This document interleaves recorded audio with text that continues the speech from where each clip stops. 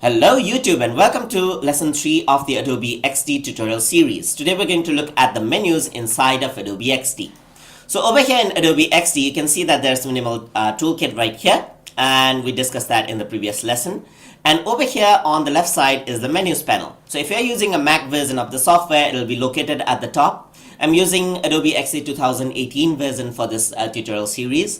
So on the left side you can see that you have new as an option to create a new canvas that you want to make. For example, if you want to make iPhone 6 and 7, you can see that another iteration of the software actually open right there.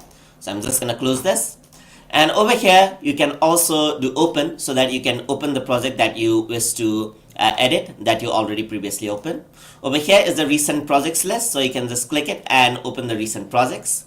Over here, you have something interesting called the UI kits. On the UI kits, you can by default get some wireframes, Apple iOS UI kits, Google Materials, and Windows UI kits.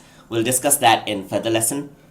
And over here, there's the CC libraries. So if you want to access your Creative Cloud libraries, then you can click here. And you can save this by clicking the save icon. And if you want to create another version of the file, you can just select save as.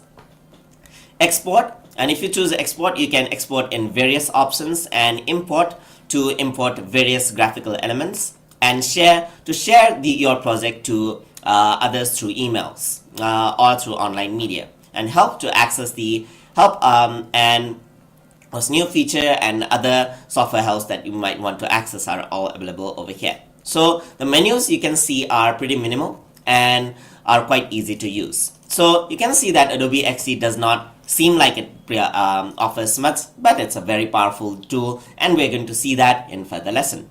So hope you guys learned something as always, and as always, please like, comment, share, and subscribe.